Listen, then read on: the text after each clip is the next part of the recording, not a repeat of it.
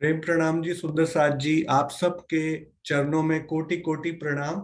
आज दिवस 4 में हम प्रवेश करने जा रहे हैं। तो मुझे जो ये टाइटल हमने सोचा था, बीतक के मोती, उस पर 2 मिनट में बोलना चाहूंगा और फिर हम आगे की आज की मीटिंग शुरू करेंगे।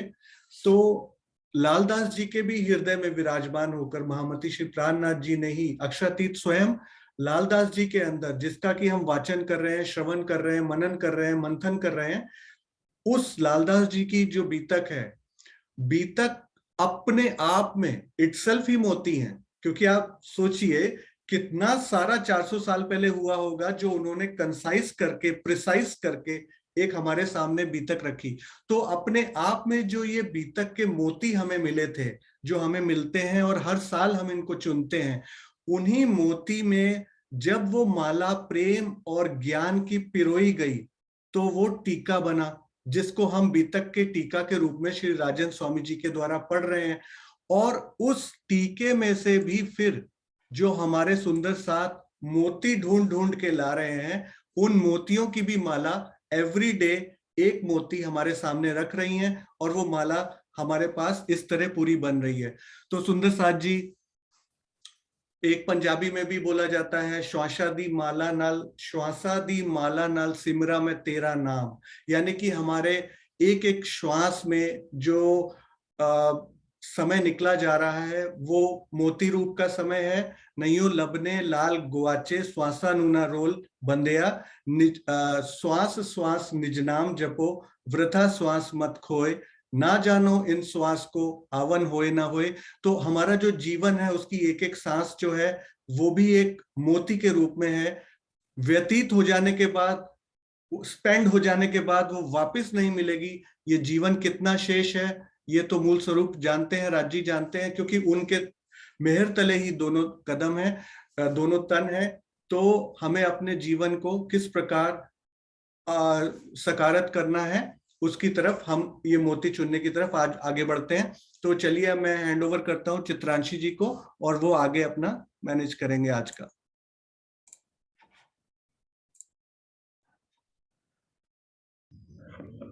प्रणाम जी सुंदर साथ जी। सुंदर साथ जी, कल हमने दिवस 3 में आकाशीय टीम के सुंदर साथ के द्वारा धनी श्री देवचंद्र जी की कसनी के बारे में श्रवण किया था। आज हम सब सुंदर साथ दिवस 4 में मेहराबे टीम द्वारा अति सुंदर बड़े ही रोचक ढंग से श्री मेहराज जी की कसनी दोपहर के सूरज और श्री बीतक साहिब के द्वारा श्रवण करेंगे। चर्चा प्रारंभ होत है, सुनो साथ चित दे, भजो राज क्षमा श्री प्राणनाथ, सखी जीवन हमारो ए। श्री महामती कहे ए साथ जी, बया चर्चा का बखत, अब तुम सुनियो चित दे, लाल आगे आए बैठे इन तखत, लाल आगे आए बैठे इन तखत। सुंदर साथ जी, कल की बीतक का रिकैप को एक बार हम लोग याद करते हैं। जैसा कि सुंदर साथ जी, हमने कल की बीतक चर्चा में सुना कि अपने लक्ष्य प्रियतम को पाने के लिए धनी श्री देवचंद्र जी ने कैसे कठोर नियम व दृढ़ निष्ठा से 14 वर्षों तक कांजी भट्ट जी से नौतनपुरी में श्रीमद् भागवत का श्रवण किया। संसार के दुख व माया के प्रलोभन उनके अनन्य प्रेम, निष्ठा और समर्पण के आगे प्रभावहीन हो गए, और यही प्रेम जब विरह की भट्टी में तप कर कुंदन सरीखा बन गया, तब श्री अक्षरातीत राजी महाराज ने श्याम जी के मंदिर में उन्हें साक्षात दर्शन देकर अपना परिचय दिया और उनसे पूछा कि क्या आप जानते हो कि आप कौन हो, कहाँ से आए हो और आपका स्वामी कौन है। कल की बीतक चर्चा से एक बात स्पष्ट हो गई कि अपने प्रियतम प्राण वल्लभ को पाने के लिए अनन्य प्रेम, समर्पण, दृढ़ निष्ठा युक्त ध्यान से के अतिरिक्त इस जगत में दूसरा कोई भी विकल्प नहीं है। चाहे वो स्वयं श्यामा जी ही धनिश्री देवचंद्र जी के रूप में क्यों ना हो। प्रेममय ध्यान चितवन के एकमात्र मार्ग है अपने प्राण वल्लभ को पाने के लिए। प्रणाम जी। अब सुंदर साथ जी, हम आज के दिन की बीतक प्रारंभ करते हैं। गांगजी भाई के घर पर ब्रह्म ज्ञान की वर्षा होने लगी। सद्गुरु धनी श्री देवचंद्र जी के मुखारविंद से अलौकिक ज्ञान सुनने के लिए परम धाम की आत्माओं की भीड़ बढ़ने लगी। गांगजी भाई तन मन धन से सेवा में पूर्ण रूप से समर्पित थे। अनेक प्रकार की चमत्कारिक लीलाएं भी शुरू हो गईं। श्री देवचंद्र जी ने परम धाम की नूरमयी चेतन जल वाली जमुना जी की शोभा का जैसे ही वर्णन किया, वैसे ही यमुना जी का श्वेत जल खिलखिलाता हुआ बह निकला। सबने उस जल का पान किया और स्नान भी किया। जब सद्गुरु धनी श्री देवचंद्र जी चर्चा करते थे तो उनके अंदर से परब्रह्म का आवेश प्रत्यक्ष प्रकट होकर दर्शन देता था।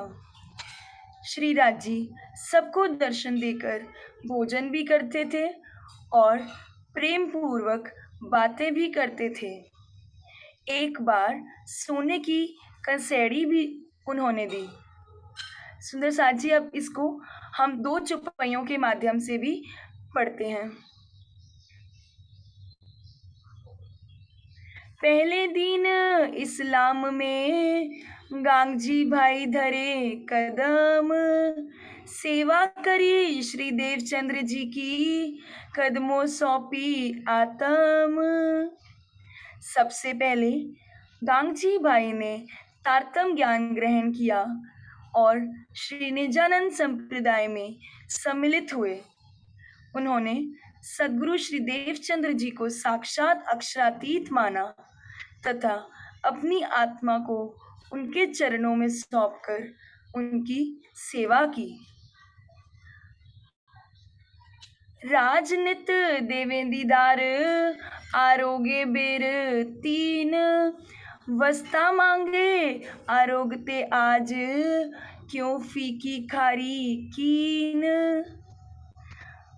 अजबाई अपनी बुआ मेघ भाई से कहती हैं कि हे बुआ, मेरे घर जब सद्गुरु महाराज चर्चा करते हैं तब श्री राज जी प्रतिदिन श्री कृष्ण जी के रूप में प्रकट हो जाते हैं और दर्शन देते हैं। 3 बार भोजन भी करते हैं। भोजन करते समय खाने की अपनी इच्छित वस्तु भी मांगते हैं। यदि कोई वस्तु फीकी या अधिक खारी होती है तो उसके बारे में भी कहते हैं कि यह फीकी लग रही है या इसमें अधिक नमक डला हुआ है। भावार्थ को समझते हैं। जब सद्गुरु धन्य श्री देवचंद्र जी के तन से जागनी लीला प्रारंभ होती है, उस समय परम धाम की वाणी का अवतरण नहीं हुआ था। इसलिए सुंदर साथ को ब्रज रास की लीलाओं के माध्यम से एकत्रित करने और उन्हें यह याद दिलाने के लिए कि ब्रज रास में आप सभी मेरे साथ थे, धामधनी ने आड़िका लीला प्रारंभ की। यह कोई चमत्कारिक लीला नहीं थी, बल्कि धामधनी का आवेश ही श्री कृष्ण जी के रूप में प्रकट होकर भोजन आदि करने की लीला करता था। उन लीलाओं को देखकर सुंदर साथ को यह विश्वास हो गया कि निश्चित रूप से हम ही ब्रज में थे और रास में थे और हमें परम धाम ले जाने के लिए धामधनी सद्गुरु रूप में प्रकट हुए हैं। अब सुंदर साथ जी वापस हम दोपहर के सूरज से आगे पढ़ते हैं। इस प्रकार की असंभव सी लगने वाली चमत्कारिक क्रियाओं की चर्चा सारे नगर में फैल गई। ब्रह्म ज्ञान के रस में सराबोर आत्माओं ने पहचाना कि इस तन में साक्षात पारब्रह्म की आवेश शक्ति ही लीला कर रही है। सबने उन्हें श्री निजानंद स्वामी या सद्गुरु धनी श्री देवचंद्र जी के रूप में स्वीकार किया। श्री देवचंद्र जी की शरण में आने वाले सुंदर सात कहलाए। श्री देवचंद्र जी ने जिन हरिदास जी से दीक्षा ली थी, वही हरिदास जी श्री निजानंद स्वामी के चरणों में आकर सपरिवार तारतम्य ज्ञान ग्रहण किए। सुंदर साथ जी कुछ विशेष पंक्तियां यहाँ लिखी है, उसको पढ़ते हैं। संपूर्ण विश्व में यह अनोखी घटना है जिसमें एक गुरु अपने शिष्य के चरणों में आकर ब्रह्म ज्ञान ग्रहण करे और उसे ब्रह्म स्वरूप माने। सत्य के फैलाव में माया हमेशा ही बाधाएं खड़ी करती हैं। चुगलखोर को चुगली करने में ही संसार का सबसे बड़ा सुख प्रतीत होता है। अब सुंदर साथी, एक चुगलखोर ने नगर के कोतवाल से जाकर यह चुगली कर दी कि गांगजी भाई के घर स्त्री पुरुष साथ साथ बैठा करते थे। इसकी जांच होनी चाहिए कि कहीं इन लोगों की नीयत में कुछ खोट तो नहीं है। कोतवाल ने 2 सिपाहियों को वास्तविकता का पता लगाने हेतु भेजा।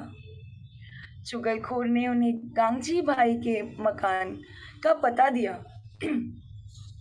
एक सिपाही को गांगजी भाई के मकान में दीपक जलता हुआ दिखाई दिया।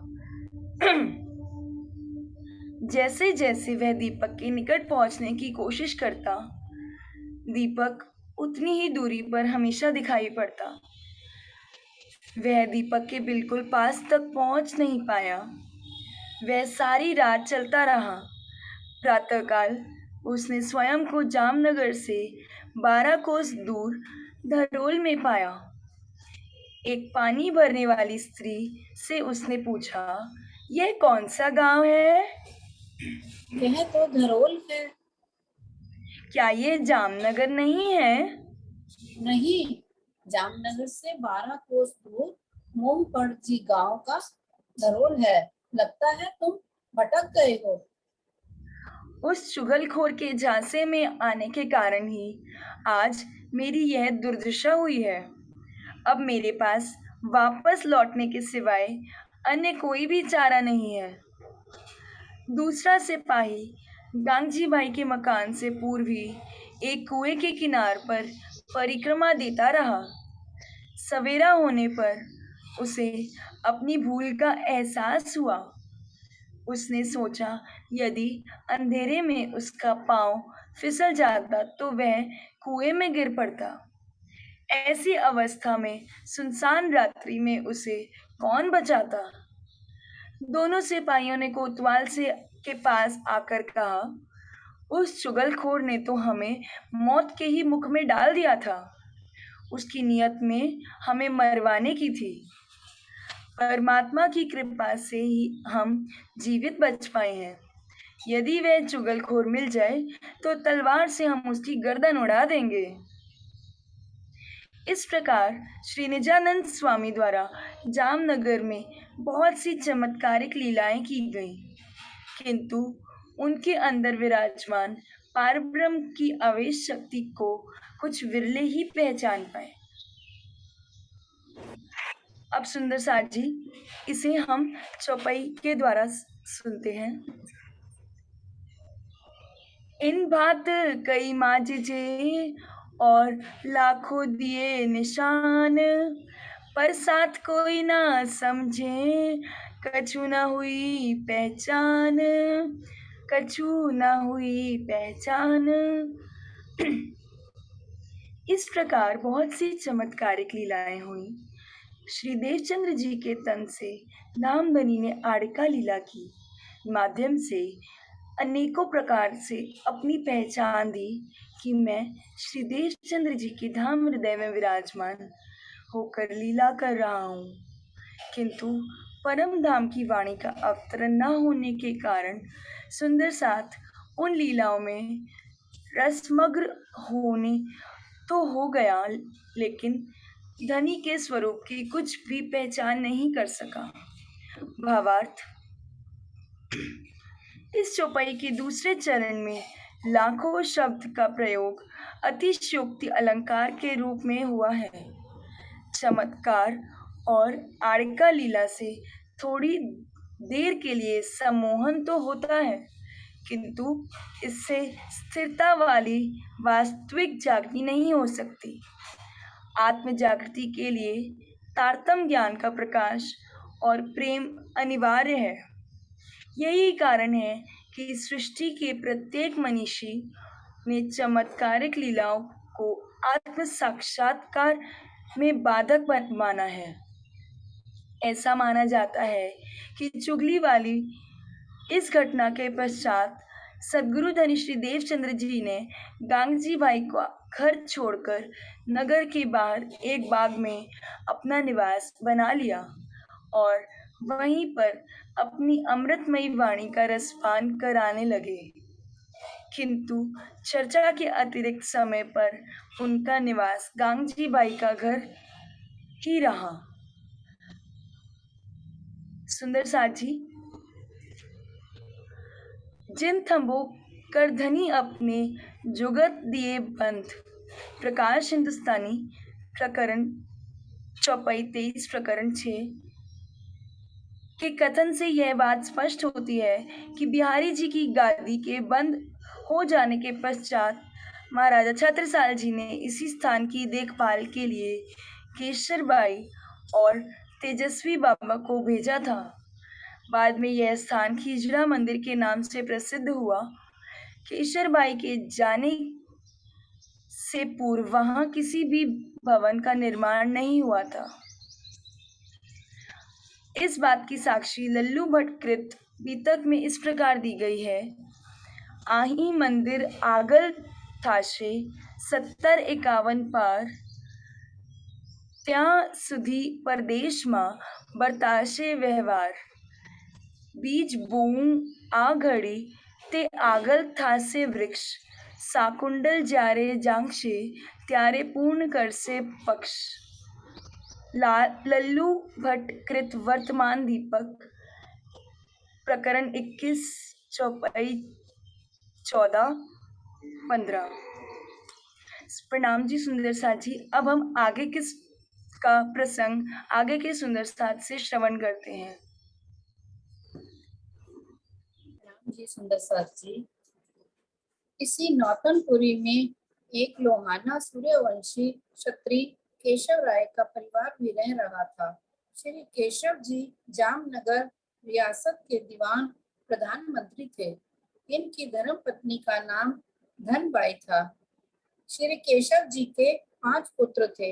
श्री हरिवंश ठाकुर, श्री श्यामल ठाकुर, श्री गोवर्धन ठाकुर, श्री मेहराज ठाकुर जी और उद्धव ठाकुर जी। यहाँ पर हम एक चौपाई द्वारा बीतक साहब की एक चौपाई द्वारा समझते हैं। प्रकरण 13 चौपाई 35। संवत 1675 भादोवदी 14 नाम, प्रथम जाम और वार रवि, प्रगटे धनी श्री धाम, प्रगटे धनी श्री धाम। विक्रम संवत 1675 में भादो मास की कृष्ण पक्ष की चतुर्दशी को रविवार के दिन प्रातःकाल 9 बजे श्री मेहराज जी का जन्म हुआ, जिसमें अक्षरातीत श्री राज जी ने विराजमान होकर लीला की।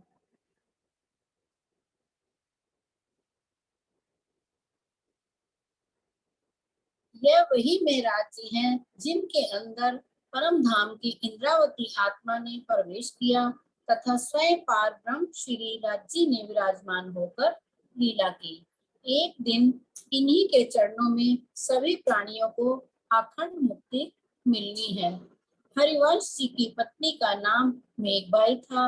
उनके भतीजी थी अजभाई, जो गांगजी भाई के पुत्र श्याम जी को ब्याही थी।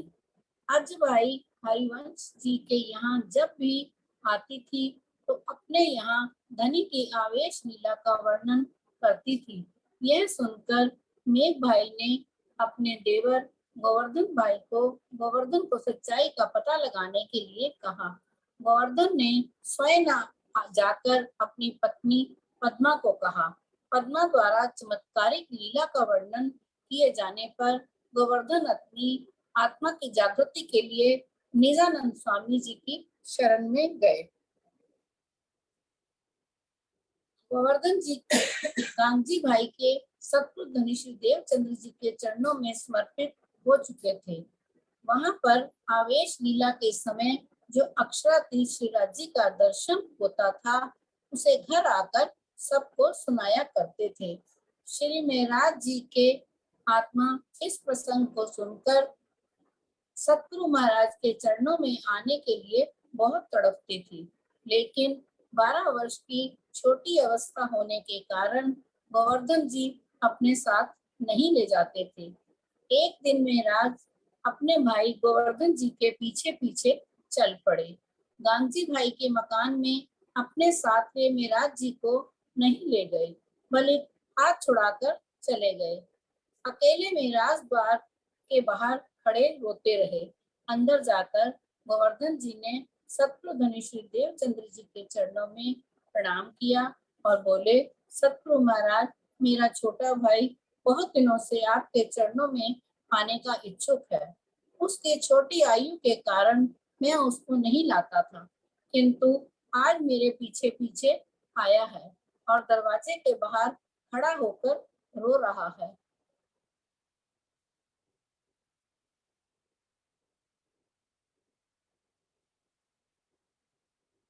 तुम उसे अवश्य लाओ। छोटी उम्र में हृदय बहुत निर्मल होता है, जिससे भक्ति भाव प्रगाढ़ हो जाता है। जब ध्रुव को 5 वर्ष की उम्र में भगवान के कमल प्राप्त हो गए थे, तो उसे तुम क्यों नहीं ला रहे हो?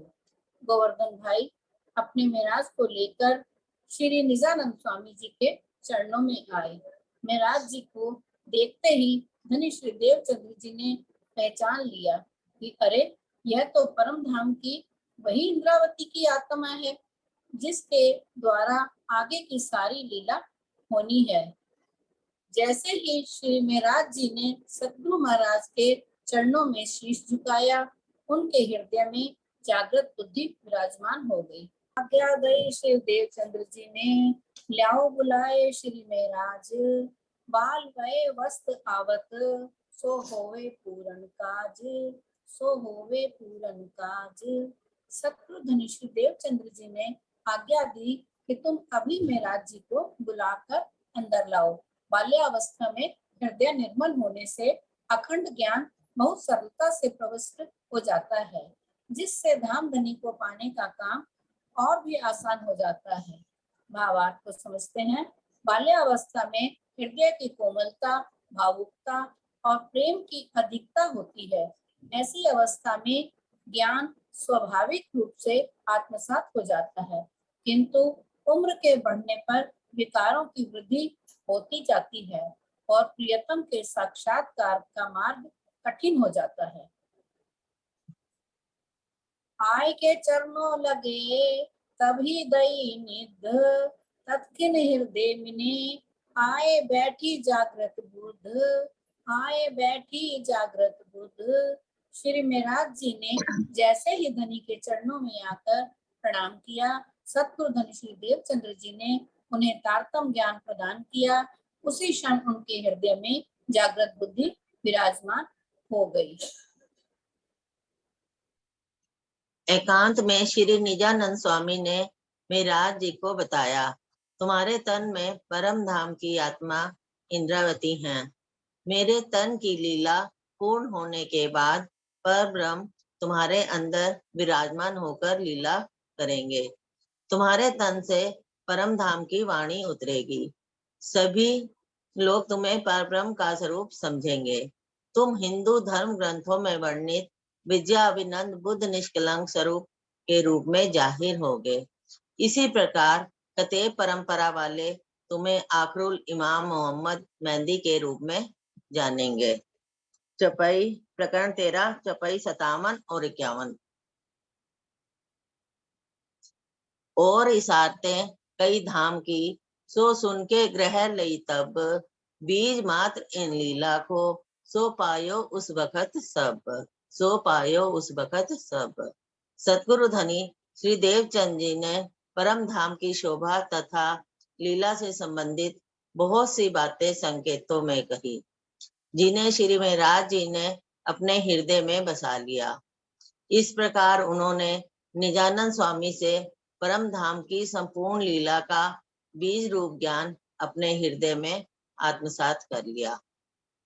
भावार्थ: सतगुरु धनी श्री देवचंद जी ने होज कोसर, मानिक पहाड़, चांदनी चौक के 4 चबूतरे, सागर आदि की शोभा तथा अस्त्र प्रहर की लीला का वर्णन बहुत संक्षिप्त रूप से बताया। इसलिए चौपाई के पहले चरण में संकेतों में कहने की बात दर्शाई गई है। इसका पूरा विवरण तो श्री महामती जी के धाम हृदय से अवतरित होने वाली श्री तारतम वाणी से ही प्राप्त हो सकता है। चौपाई 51।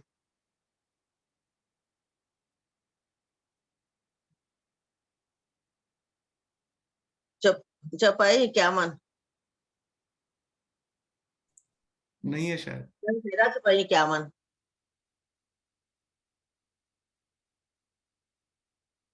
सा 51। कुंडल हाँ जी, सा आप बोलिए। कुंडल सा कुंडल सा कुमार ढूंढन एकांत होए सुनाई बात, मूल स्वरूप उनके हसत है, वो खेल में है अपनी जात।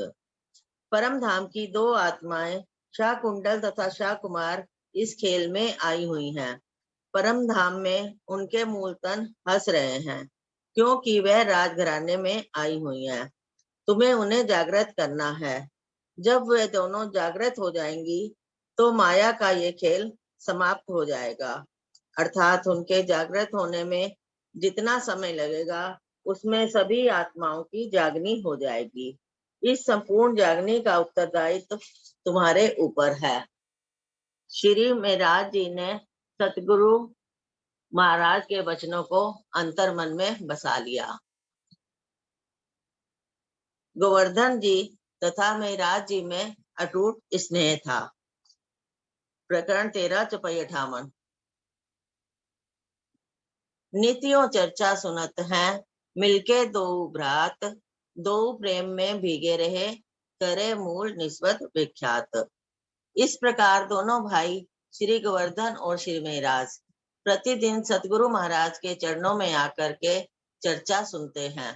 दोनों ही अक्षरातीत से अपने मूल संबंध को जानकर उनके प्रेम में हमेशा डूबे रहते हैं। दोनों में स्नेह का कारण यह था कि लौकिक रीति से वह सगे भाई तो थे ही, इन दोनों के अंदर परम धाम की भी आत्मा थी। दोनों ही श्री निजानंद स्वामी के चरणों में बैठकर चर्चा सुनते तथा साथ ही साथ घर आते जाते। किंतु एक दिन चर्चा सुनकर लौटने पर बड़े भाई श्यामल जी बरस पड़े। तुम दोनों बिगड़ चुके हो। तुम दोनों को घर के किसी भी काम की चिंता नहीं रहती है। दिन रात कोल्लू के बैल की तरह पीसने के लिए क्या मैं ही हूँ? तुम्हारी उपस्थिति तो केवल भोजन के समय ही होती है। यदि भविष्य में तुम दोनों ने गांग जी भाई और अपने गुरु जी का साथ नहीं छोड़ा तो पिताश्री से कहकर उन दोनों को ही इस नगर से निकलवा दूंगा। अपने सतगुरु के प्रति इस प्रकार के कठोर वचन भला दोनों भाई कैसे सहन कर सकते थे। उन्होंने अपनी तलवारें निकाल ली और अपने सगे भाई श्यामल जी को मारने के लिए दौड़े। श्यामल जी घर की तरफ भागे। उन्हें माता धनबाई जी ने छिपा लिया। विशेष: सतगुरु की निंदा सुनना भी एक अपराध होता है, इसलिए दोनों भाइयों को क्रोध आया था। अन्यथा श्यामल जी की किसी बात से व्यक्तिगत रूप से उन्हें कोई आपत्ति नहीं थी। पिता केशव जी के आने पर यह सारा वृत्तांत उनके पास पहुंचा। उन्होंने दोनों भाइयों को बुलाकर कहा। चौपाई 63। तब कही केशव ठाकुर ने जिनकी तुम चर्चा सुनत तिन सुनी कान जी भर से बाचे श्याम जी मंदिर जीत। जिस जयचंद जी से तुम दोनों ज्ञान चर्चा सुनते हो, उन्होंने 14 वर्ष तक श्री कान जी भट्ट से श्याम जी के मंदिर में कथा सुनी है। इसलिए तुम दोनों को मात्र कान जी भट्ट से ही भागवत की कथा सुननी चाहिए। चौपाई 64।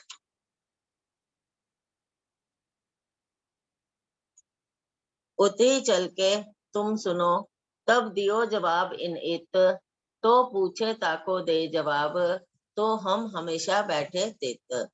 इसलिए तुम दोनों श्याम जी के मंदिर में चलकर कथा सुनो। तब उन दोनों भाइयों ने उत्तर दिया कि यदि भट्ट जी हमारे प्रश्नों का उत्तर दे दें तो हम हमेशा ही उन्हीं से चर्चा सुनेंगे। प्रणाम।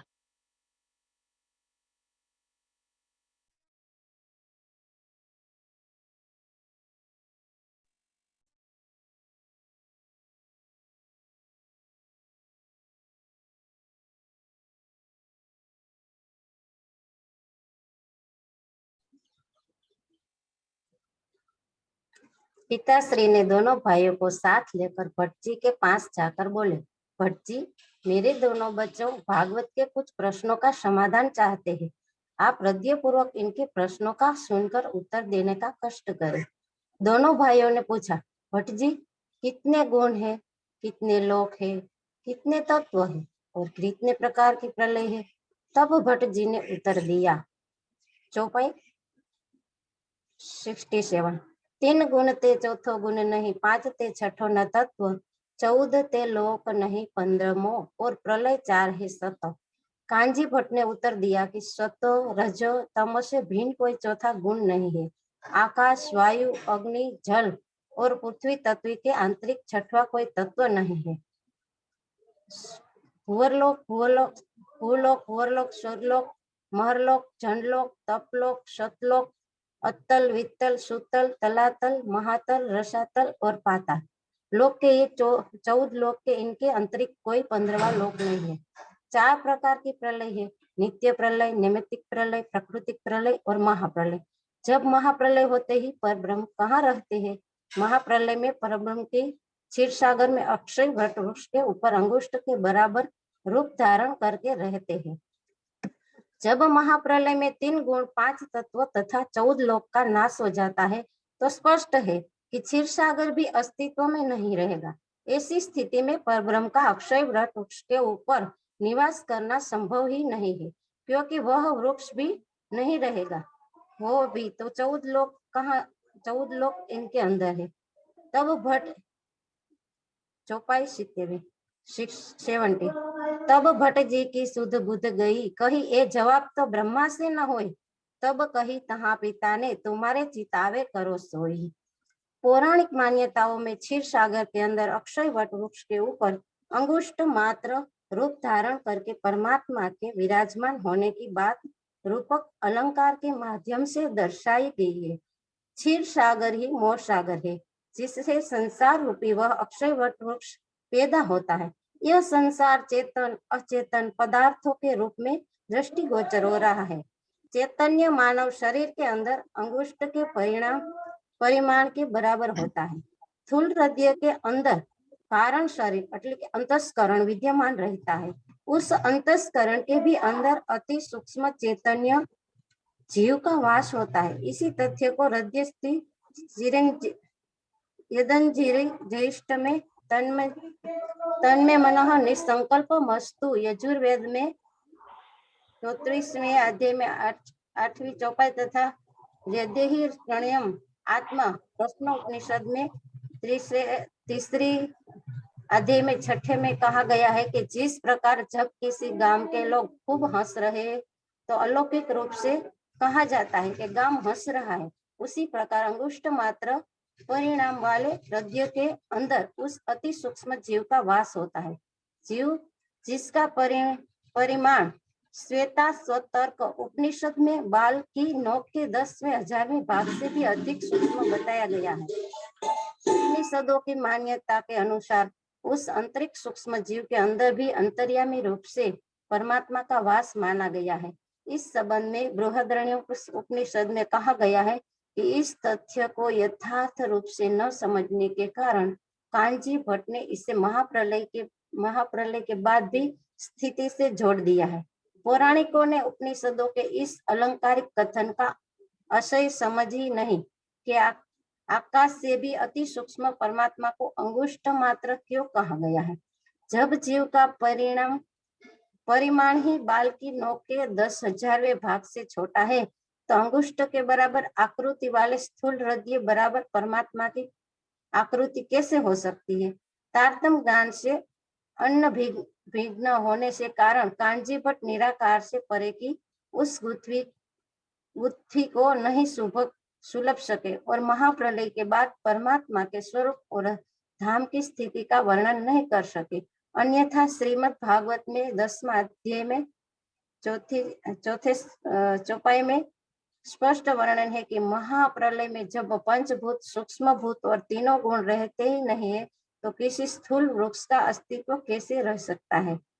यह बात नौतनपुरी में भई, दो भाई से चर्चा कहीं ठोर, 100 बीतक काल हो कहो, भयो प्रेम दो में जोर। इस तरह नौतनपुरी में दोनों भाइयों के साथ कितनी जगह पर कितने लोगों के साथ ज्ञान की चर्चा हुई, जिसका वर्णन मैं कहाँ तक करूं। दिन प्रतिदिन दोनों भाइयों में प्रेम बढ़ता गया। प्रणाम जी।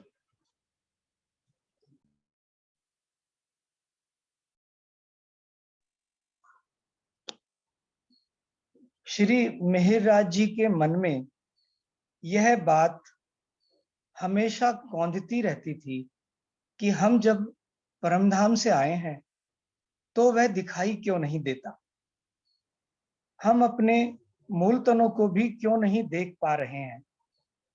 आइए सुंदर साथ जी बीतक साहब से देखते हैं प्रकरण 14 चौपाई नंबर 4। तो हमारी हुज्जत राजसों कछु ना चलात, हम क्यों न देखें धाम को अपनी जो भी तकईत, अपनी जो भी तकईत। तो क्या हमारा धामधनी पर इतना भी अधिकार नहीं है कि हम इस खेल में उस परमधाम को देख सकें जहां हम अनादिकाल से लीला कर रहे हैं। चौपाई नंबर 7 बीतक साहब से।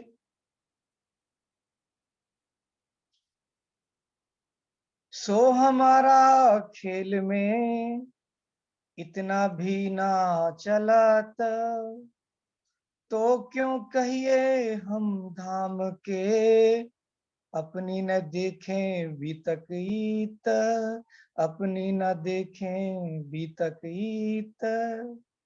जब इस मायावी जगत में हमें इतना भी अधिकार नहीं है कि हम अपने निज घर की शोभा एवं लीला को देख सकें, तो हमें परमधाम की ब्रह्मसृष्टि कहलाने का क्या अधिकार है। उन्होंने अपने मन में विचारा कि हमारे मन एवं इंद्रियों में अवगुण हैं, जिसके कारण परमधाम नहीं दिखाई देता। यदि मैं अपने अवगुणों को निकाल दूं तो अवश्य ही परमधाम दिखाई देने लगेगा।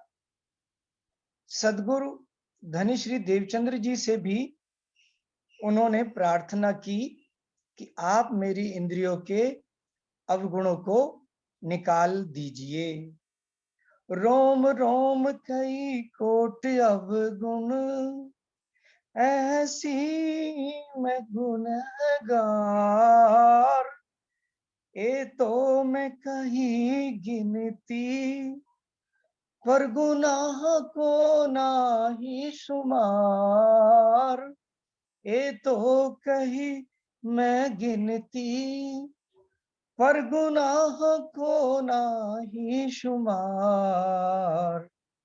मेरे अवगुण चित न धरो, मेरी भूलें माफ करो। मैं आपकी अंगना हूँ, प्रीतम स्वीकार करो। तब श्री देवचंद्र जी ने उत्तर दिया कि तुम्हारे अंदर परम धाम की आत्मा है, इसलिए तुम में किसी भी प्रकार का कोई अवगुण नहीं है। किंतु इस उत्तर से मिहिराज जी को संतोष नहीं हुआ। उन्होंने अपने मन पर नियंत्रण करने के लिए क्या प्रयास किया, आइए बीतक साहब की चौपाई नंबर 17 से देखते हैं।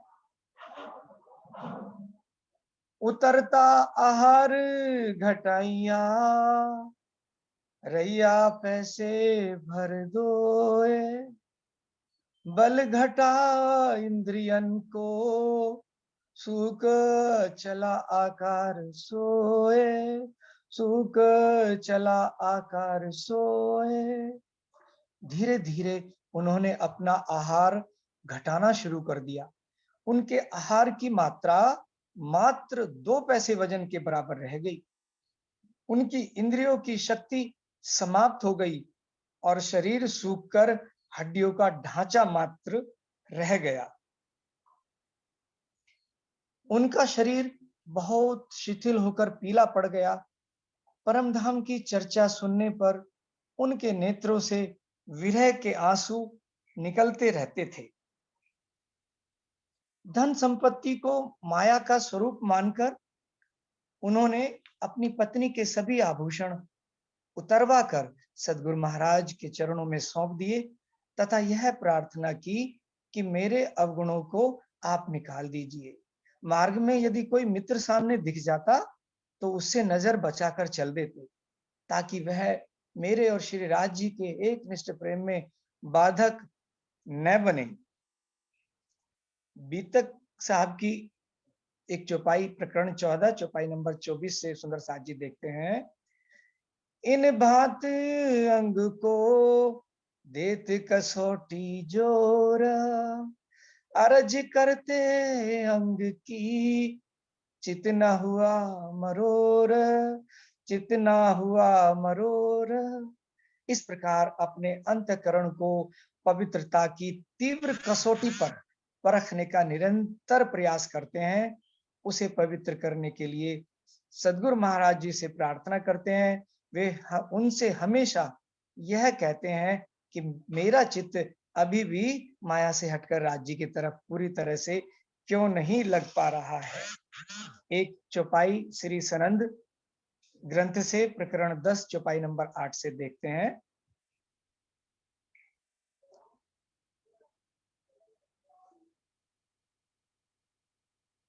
हाँ जी बोलिए। जब आहा सूखी अंग में श्वास भी छोड़ियो संग, तब तुम पर्दा टाल के दियो मोहे अपनो अंग, दियो मोहे अपनो अंग। इस प्रकार सुंदर साथ जी श्री महराज ठाकुर जी ने इतनी कसौटी अपने शरीर को की और अपने सद्गुरु में पूर्ण निष्ठा समर्पण से न्यौछावर हो गए। तब राजी महाराज ने कृपा करके उनको थोड़ा सा धाम का, परम धाम का और उनके परात्म का थोड़ा दर्शन कराया। प्रणाम जी सुंदर साथ जी।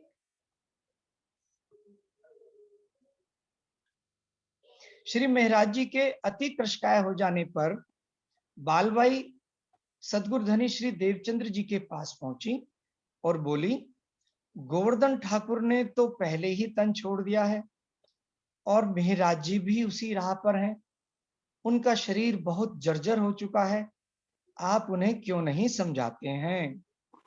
अब इससे आगे हमारी सुंदर साथ जी राजबाला दीदी जी प्रसंग लेंगे।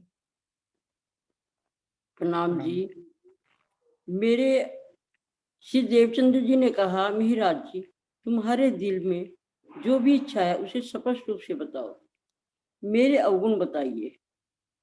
तुमने मुझे अब तक क्या पहचाना है? जब तुम ब्रज लीला की बातें सुनते हो तो तुम्हारी आंखों से आंसू क्यों झरते हैं? चौपाई 31 निकालिए।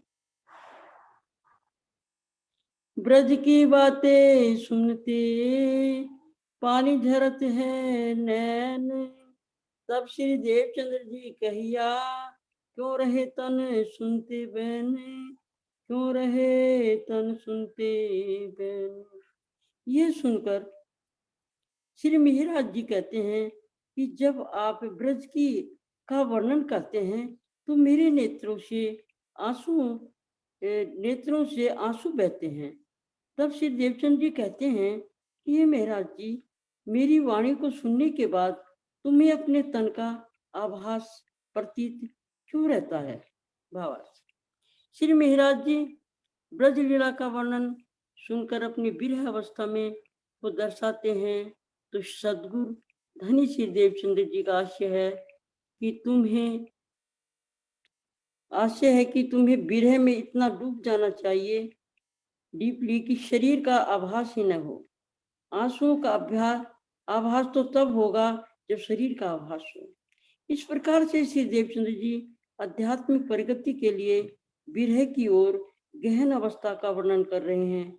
इस चौपाई के चौथे चरण का आशय तन छोड़ने से नहीं समझना चाहिए। क्यों कहते हैं, मेरे सामने जब भी आप परमधाम का वर्णन करते हैं तो मेरी आंखों से आंसू बहते हैं। आपकी वाणी सुनकर मुझे सुख मिलता है। चौपाई 35 खोलिए। जो पहचान होवे स्वरूप की, तो पलक न रहवे नैन, प्रदक्षिणा फिरता रहे और मुख से न निकसे बैन, और मुख से न निकसे बैन। यदि तुम्हें सदगुरु महाराज के अंदर विराजमान श्री राज जी के आवेश स्वरूप की पहचान हो गई होती तो वह तो पल भर के लिए भी अलग नहीं होते और मुख से बिना कुछ बोले वे इनकी परिक्रमा करते। अचानक बालबाई जी बोली, सुनकर मुझे सुख मिलता है। अचानक बालबाई जी बोली, मिहिराज जी, यदि तुम सदगुरु श्री देवचंद्र जी के स्वरूप की वास्तविक पहचान कर लिए होते तो एक पल भी अपने सतगुरु महाराज से दूर नहीं होते, बल्कि उनकी प्रदक्षिणा करते। चौपाई खोलिए 38। ये वस्त हुक्म की सो होवे कई ठोर, मुहे उठाए तुम बैठो पर न होवे कहूँ और। मेरे तन से होने वाली यह ब्रह्म लीला श्री राज जी के आदेश से हो रही है और एक समय में एक ही तन से हो सकती है, एक साथ दो तनों से नहीं। मेरे तन से होने वाली इस लीला के समाप्त होने के बाद जब धामधनी तुम्हारे हृदय में विराजमान होंगे तो तुम्हें भी परम धाम का अनायास दर्शन होने लगेगा। किंतु मेरे तन के रहते हुए यदि आप चाहते हो, मुझे इस तन का को त्यागना पड़ेगा कि मेरे तन के रहते हुए ये लीला नहीं हो सकती है। तभी तुम मेरी जगह बैठ सकते हो, अर्थात तुम्हारे तन से लीला हो सकती है। इस चौपाई के दूसरे और तीसरे चरण का भाव बाह्य शब्दों के आधार पर इस प्रकार लिया जाता है कि श्री राज जी सदगुरु महाराज की गादी पर विराजमान थे, किंतु ये ध्यान रखने योग्य तथ्य है कि यहाँ ठोर शब्द का तात्पर्य स्थान परक नहीं है, व्यक्ति परक है।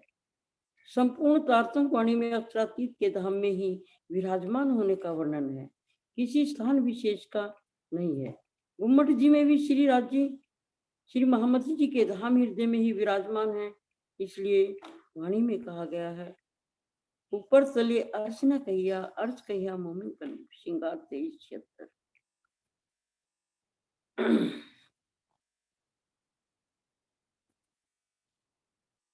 बीतक की उपरोक्त चौपाई के तीसरे चरण का बाह्य अर्थ करके यह कहा जाता है कि श्री देवचंद्र जी यह कहते हैं कि श्री महाराज जी, मुझे इस गादी से उठाकर बैठ जाओ तो तुम्हें परमधाम दिखाई देने लगेगा। यहाँ प्रश्न यह होता है कि सदगुरु धनी श्री देवचंद्र जी के धाम गमन के पश्चात बिहारी जी को उन्हीं की गादी पर बिठाया, किंतु यह परम धाम के बारे में एक वाक्य भी क्यों नहीं सुना सके। आखिर उस समय श्री राज जी कहाँ चले गए थे?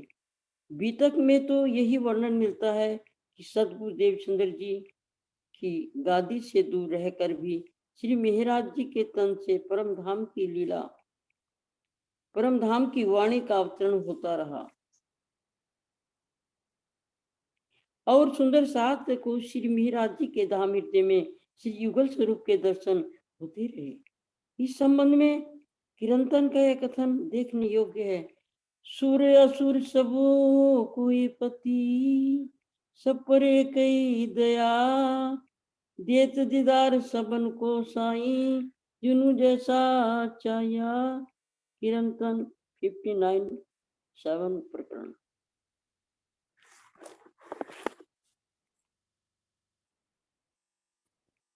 हाँ जी, उपरोक्त विवेचना यही दर्शाती है कि रूई की बनी हुई गादी में श्री राज जी विराजमान नहीं होते, बल्कि ये ब्रह्मात्मा के धाम हृदय में विराजमान होते हैं। हाँ, इतना अवश्य ध्यान रखना चाहिए कि कोई महापुरुष जिस उच्च आसन पर बैठते हैं उन पर बिना उनकी स्वीकृति के बैठने का प्रयास नहीं करना चाहिए। ये गादी की आरती और पूजन करना तारतम वाणी से पूर्ण विपरीत है। सुंदर साथ जी, ये 42 चौपाई निकालिए।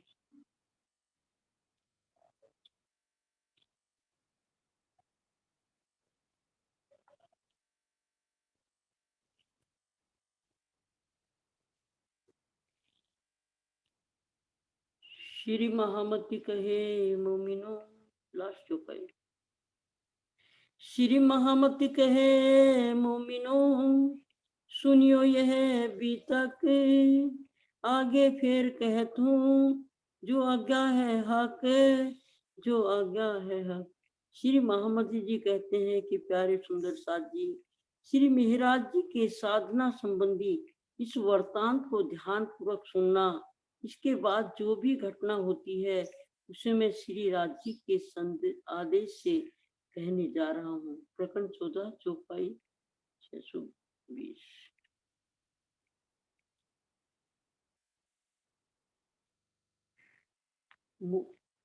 मोरल निकालिए। हाँ जी,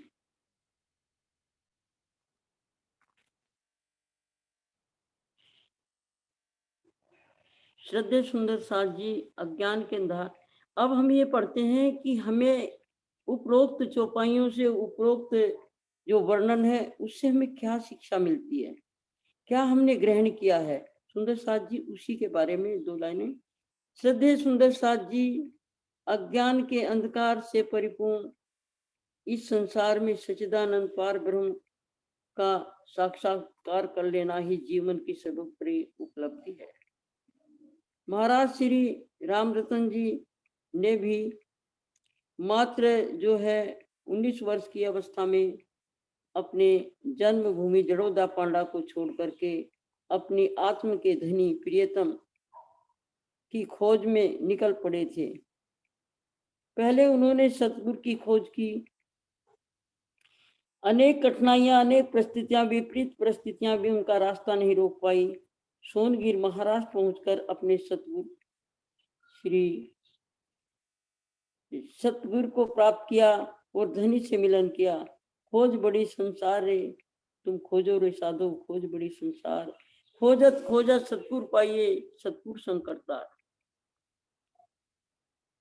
इस प्रकार उन्होंने अपने अक्षरातीत पार ब्रह्म को भी प्राप्त कर लिया और अपने सतगुरु श्री रामरतन जी को इतना के अंदर इतना आत्मबल था कि जो वो कहते थे उसी क्षण जो है वो पूरा हो जाता था।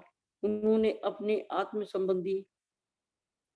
संबंधी हीरे को तराशा, जिनका नाम श्री जगदीश जी था। इनके परम शिष्य जगदीश जी थे, जिनको हम प्रेम से जो है सरकार श्री कहते थे, जिन्होंने अपना समस्त जीवन सुंदर साथ जी की सेवा में और वाणी प्रचार में लगा दिया। ब्रह्मवाणी का बिगुल बजाकर सोई हुई ब्रह्म आत्मा को जागृत किया। फिर मिला उन्हें वह कोहनूर हीरा जिन्होंने हमें ब्रह्मवाणी श्री बीतक साहिब की टीकाएं प्राप्त कराई और बहुत सारा साहित्य जो ब्रह्म ज्ञान की से परिपूर्ण है हमें प्राप्त करा। सुंदर साहिब जिस साहित्य की प्यास लिए हम इस गोविंद भेड़ा बाजार में घूम रहे थे, ऐसे हाथियों को पाकर हम कृतार्थ हो गए, धन्य धन्य हो गए। सुंदर साथ प्रेम प्रणाम जी। सुंदर साथ जी, आपके चरण कमल में कोटि कोटि नमन प्रणाम जी, प्रणाम जी।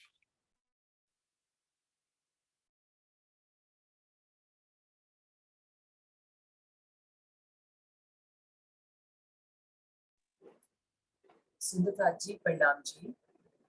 Dear Sundarji, often there is misconception amongst all of us that the right time for devotion or bhakti is our old age only. Our childhood and youth are only meant for enjoyment of worldly objects and maternal pleasures. But Shri Meherajji completely shattered this myth.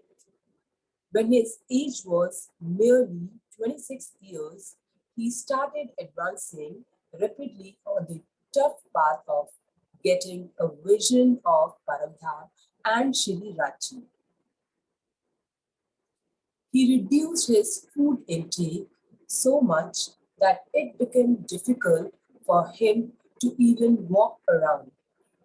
He completely diverted his mind, focus, and energy away from worldly attractions through the strict and disciplined practices of Chittani or meditation of Shri Rachi. He ultimately was blessed with the much deserving reward, ability to cite 25 Paksh of Shri Paramdham and his own soul Paratam. Shri Meherajji accomplished his goal through unwavering practice of love-filled meditation, his determination and belief on Shri Rachi. His life is a source of true inspiration for all of us, even today. Pranam ji. प्यारे सुंदर साथ जी, कल हम बीतक चर्चा में सुनेंगे कि किस प्रकार श्री मेहराज जी अपने सदगुरु धनी श्री देवचंद्र जी की आज्ञा से गांगजी भाई के भाई खेता भाई जी को जगाने व उनका धन सुंदर साथ की सेवार्थ नवतनपुरी लाने के लिए अरब देश की यात्रा करेंगे।